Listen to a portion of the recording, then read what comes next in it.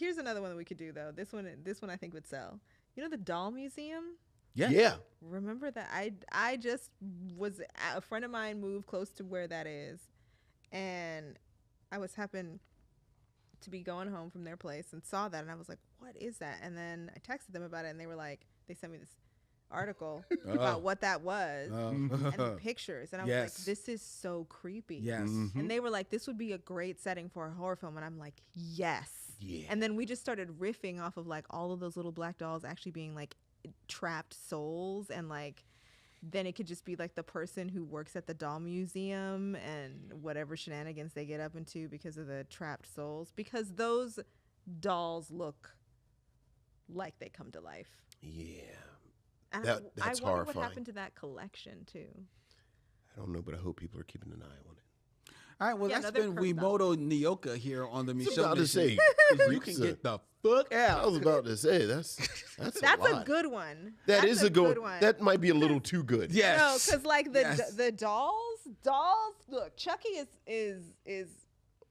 is famous for a reason. We all kind of think that dolls We still on the dolls. are Yeah. are See, cursed. See, look, you're actually scared every time I say evil doll. You're like, Look, Vincent has his triggers. I have my Yeah. triggers. Dolls Yeah. are definitely a trigger. Dolls, Yeah. puppets. Yes. Yeah. Oh, Yeah, puppets. yes. I watched over the pandemic. I said, you know what? How scary can it be? It scared me when a kid. How scary can it be? I watched the movie Magic with a very young Anthony Hopkins. Why would you do that? Because I said it was. Oh, my it was like in the goodness. 70s. I'm What like, is that? how Oh yeah, can- this is fundamental 70s scary movie. It's Anthony Hopkins. He's a ventriloquist. He's a ventriloquist. There you go. Everything you need to go. That's all you need to say. No. And I didn't even know Prince of that still existed. look, and I watched His it. doll comes to life or something.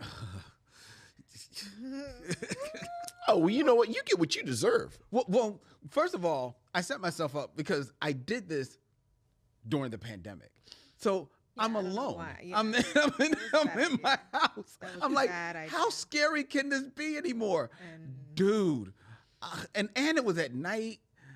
The lights were out. Like, I had no Oh, yeah, okay. popcorn. So you did this on purpose. I was about to say, you making decisions. I made it about through the your own movie. life. I Oh, did make it through the movie. Good for you. So, but yeah, dolls is no. Yeah. I don't watch The doll Chucky museum. anymore. No, The Yeah. doll museum. I ain't watch Megan. You don't even have to change the title. That's the title of the film. that's it. The Doll Museum. There you go. All right. 6 Degrees of D'Urville Martin, where I give Vincent 2 actors and he has 6 movies or less to connect them to D'Urville Martin, that man of many moods of the 70s. And he has a very special lifeline with him, as we have Wi-Moto Nyoka of Dusky Projects, Black Women Are Scary, here to help him. All right. Vincent, we're going to keep this in theme. All right. Werewolves? We going to do werewolves? No. Okay. But we are reviewing Good Manners tonight, Yes, we are. which is listed on Wikipedia as a dark fantasy. Okay, dark fantasy. All right. Dark fantasy. So these will be actors who have also appeared in dark fantasy films. And what makes it a dark fantasy? Wikipedia said it was. We could be a dark fantasy? Yes. All right. So Is it like a medium fantasy and light fantasy too? Or I'm sorry, please continue. I mean, I have thoughts as to why they call it a dark fantasy. all right. Because racism. And I will tell Go you ahead. what the dark fantasy film is. And I because can't use you that. can't use that film. Okay, go ahead. All right. Come So on. in 6 films or less, Okay. connect D'Urville Martin to 2. one of the stars of Ridley Scott's Legend, Okay. Tim Curry. Tim Curry of Legend. The great Tim Curry. Great. I just saw a really cool interview with him. Yeah, me Hey, too. Tim Me too. Curry. Me too. Okay. He ate in that too. Yeah, Oh my yeah. God. With those horns. All right. So here we're gonna do. This is what we're gonna do with Tim Curry. Which of the 2 Tim Curry movies are you going to go to?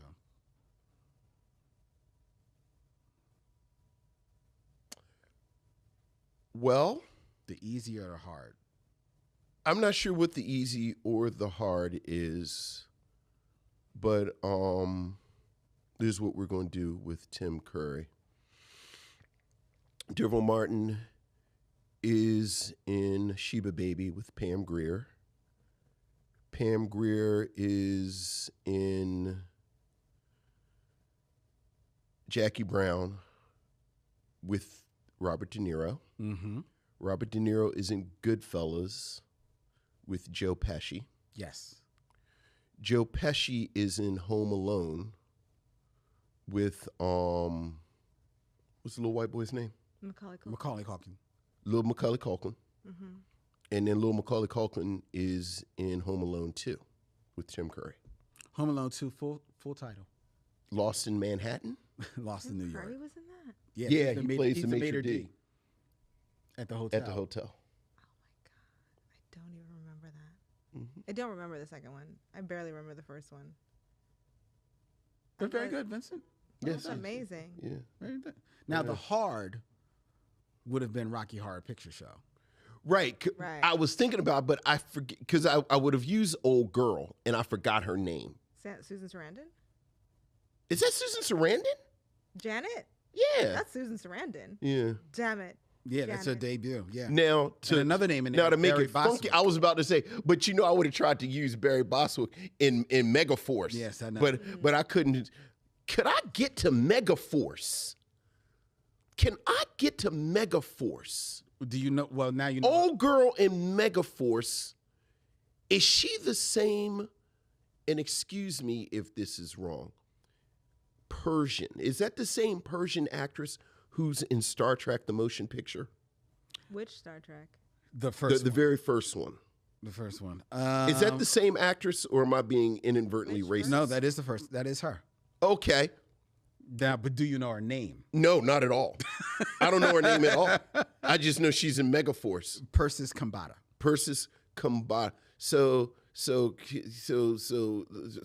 And her and Barry Bostwick are probably the. No. That's, I mean, who else is in Rocky Horror that you would think of? No. I'm thinking of Megaforce. Well, old boy is in the Warriors. Remember the dude? Right. Remember the dude, the American dude, not the dude from Texas? Remember Are you familiar with Megaforce? No. The greatest science fiction film of 1982. No. I'm mad you got the year right. It's basically a G.I. Joe movie. Okay. Yeah. Oh, what's his name is in Megaforce too? Who? Dude, the dude who plays the bad guy. He was in the Henry Silva. Henry Silva. Yeah, I'm going to say he's the only other name. Yeah, and Henry Silva is in. Is he in Ocean's 11? The first one, yes. Yes, right. It's like the original. Yeah. Right. So Sidney Poitier, he's guess who's coming to dinner? Sidney Poitier. Sidney Poitier is in Porgy and Bess. No, Porgy and Bess with Sammy Davis Jr. Sammy Davis Jr. is in Ocean's 11 with Henry Silva. Henry Silva is in Megaforce with Barry Bostwick, who is in the Rocky Horror Picture Show. Just so you can say Megaforce one more time. That's all. You just want to say Megaforce. Because it's Megaforce. It's Megaforce. They have motorcycles that flew. Wow. Man, I was like 10 years old. You talking about nerds. I had a nerd tear come down my, like when at the end where the motorcycle starts flying, I said, this is the most beautiful thing I've ever seen in my 10 years of life. And one day motorcycles will fly. Did they just fly? Like, tell me how the flying happened. So Is it like you hit a fins come out the side. You hit a certain speed. You have to hit a certain There speed, is. and then There the were two lights. buttons. Like you hit a button and the fin comes out. The fins come down. Then there's another button where the flames come out the back, and then you fly up in the air. Okay, you like and become, it's like a screen behind you with a picture of the sky. Right. You transform, and then all right, but there's still mechanics. It's not like a magical moment where No. they like No. do it. Like it's not like E.T. where it's like No. or I don't know if you ever saw this crazy musical called Apple. It was a rock music. Oh, that sounds familiar. It's you want to talk about deep, weird weird cult movies. So Apple is this movie musical future, like us. It's like a sci-fi punk musical. I love everything about this. It's It's crazy. What year are we talking? I don't know. I think it's like late. I think it's late 70s. Late 70s. I love everything about this. Because at the end of it, they get in a car that has the top down, and then they just fly off into the sky, and they leave this like hippie commune. At the end of Grease? Yeah, it's like the end of Grease, only inside of a sci-fi punk musical. Oh my God. About a woman trying to escape a young singers Alfie and BB have their big musical dreams when they leave Canada to compete in the World Vision Song Festival. Though the festival's organizer, Mr. Boogaloo, rigs the contest for others to win, he shows an interest in Alfie and BB, offering to sign them. But then BB is taken in by the evil, wild world of rock and roll, and Alfie is determined to save her, even though Boogaloo says he owns both her and her soul. From 1980s, Apple. It's crazy. Is it streaming? It says it's on Tubi. It makes no. Is the best. We got to get back in touch with David Walker because we had an idea about that. Right. Yes. Yeah, no, Tubi is the best, and also it makes no sense. Some of the songs are pretty good though. Okay. But like, it's all over the place. Wow. It's a good time. That is intense. So there you go, Tim Curry. There you go. 2 times. Tim Curry 2 times. There you go. And that was the hard. And that was the hard. The easy would have been Clue Right. because he's the butler. Because he's a Yeah, butler no, in of Clue. course. And everybody's in it. Everybody's in it. Yeah, You got Clue's Martin Target Mull, Rich. Yeah. Catherine O'Hara. Yeah. You know. All right. Wait, Catherine O'Hara is in Not Madeline Kahn, I meant. Yeah. Yeah. Madeline Kahn. Okay. All right. Next. Mm-hmm. In 6 movies or less. Mm-hmm. Star of Dark Fantasy. Star of a Dark Fantasy. Okay. Connect D'Urville Martin to 2. one of the stars of 1981's Excalibur, Excalibur. Wow. Helen Mirren. Helen Mirren. Well, Helen Mirren. Yeah, I feel so cheap with Helen Mirren. Yeah, because it's kind of easy. Cause she was in the Fast and Furious. I was about to say she Like- was just in the Fast and Furious. Like, She yeah. was actually just. She's in everything. Yeah. Well, She was on Kendrick Lamar's album. Yeah. Everyone loves Helen Mirren. She's So we'll just do that one. Let's see, can I get that? Can I do that? And I want to get to Helen Mirren. Interesting. We'll just do Helen Mirren fast. D'Urville Martin, 5 on the Black Hand Side with Dick Anthony Williams. Dick Anthony Williams is in Mo Better Blues with Denzel Washington. Denzel Washington is an American Gangster with Idris Elba, and then Idris Elba is in Hobbs and Shaw with Helen Mirren. there. You go. Yeah. Well done, Vincent. Mm-hmm. Well done. That is how the sausage is made, Right. missionaries. All right. All right. But so we're going to say Excalibur is dark fantasy too? I'm not going to say Excalibur is dark fantasy. And to be fair, I may have gotten that one because it was like fantasy, because the dark fantasy was, some of them were like real, like you wouldn't have known them, Right. like Italian films. And I'm thinking they get soft pornish pretty quickly. But Excalibur, Wikipedia puts it as an epic, dark, medieval fantasy. How you feel about Excalibur? I honestly, I don't. I know I've seen it, but I don't remember it. So I'd have to see it again, to be fair. I feel like there was a moment when I was 13, I was obsessed with Excalibur. I've never seen it. It's I've heard not of it. Super I've heard good. the name. Bone. I'm aware. Yeah. Spoiler: there are boobs. Fair amount of boobs. Well, yeah. Okay. And, Well, that's maybe that's the dark. I mean, that was a big thing when I was. Okay, well, so now I'm like reevaluating what is dark fantasy, because now I'm thinking like the Dark Crystal I think is also considered a dark fantasy. I And would I'm like, consider the dark. But Crystal. how is fantasy not inherently dark? Because doesn't fantasy mean like dragons and things? Well, and, like, 'cause creatures? So isn't that already kind of like Well, The Wizard of Oz dangerous? is fantasy, and I wouldn't consider that necessarily a dark film. I mean, she murders 2 people. Okay, but still, I guess Do you remember the Wiz when the like in The the Wiz? oh, The there's Wiz. some No, scary the moments Wiz is there. different. The Wiz, Speaking of body horror, yeah, the Wiz is dark. The Wiz is dark. would you say The Last Unicorn is dark fantasy? Yes. Okay, but would you say You feel never? that's dark? The last Have you Unicorn? watched it recently? Probably like 10, 15 years. I watched it recently, like rewatched it recently, and I'm like, this is a heavy thing to watch as a child. Like, there's so many lines in it that are just. There's this part when she gets changed into a human being, Mm-hmm. and she's like, "What have you done to me? I can feel this body dying all around me." That's her line in a kids movie. Yeah, yeah. You know what I mean? So that's why. So I don't. Are we just the forgot wrong? about that. She says that. No, she absolutely does. What No, have you done? Yeah, I can feel. I this can body feel this dying. body Yeah. dying all around me. And then the entire premise of this is that she has to retain her identity before it gets lost inside of a woman. What? And then she wins, and then she's like, even when she goes home, she can't go home because she's like, I'm the only unicorn who knows regret. I'm like, this is deep. Yeah, It's deep.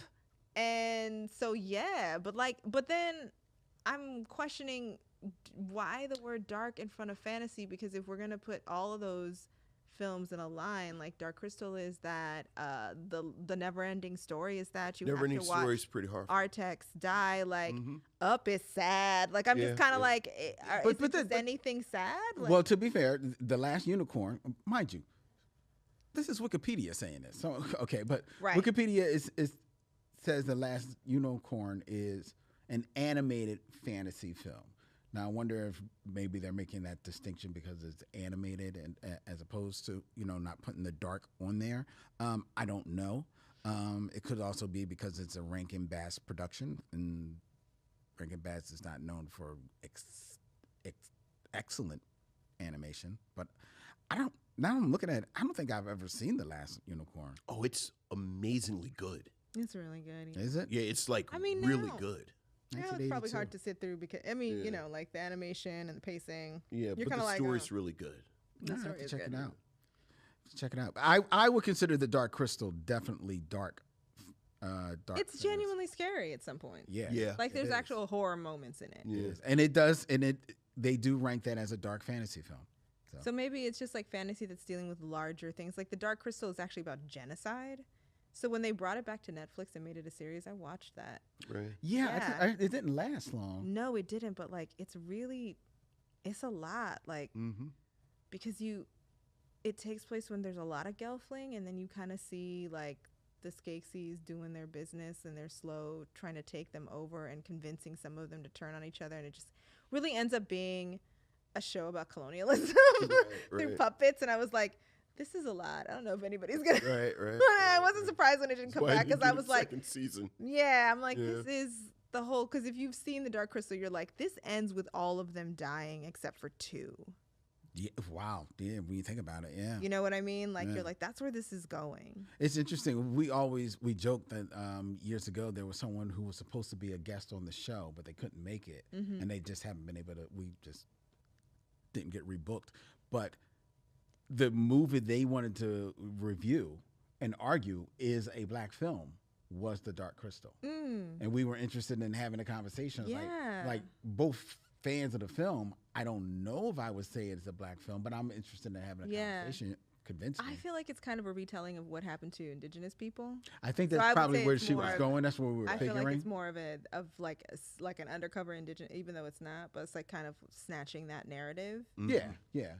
But I just remember when I saw it, how afraid I was when they put the little puppet in front of the Dark Crystal, and you could see it sucking the life out of them. Yeah. Like their essence, and even you know what that means, Mm-hmm. and you know that it's wrong, and you have an understanding of that people will want to do that to you. Like Yeah. the Skeksis felt like familiar. Yeah, that stuff. Speaking of metaphors, right? Yeah. Jim Right. Henson. Jim Henson. Oh yeah. That was a Jim Henson production. It was. From the man who brought you Muppets. The man who brought you Kermit. Yeah. And all of the Muppets on Sesame Street. And Emmett Otter's Jug Band Christmas.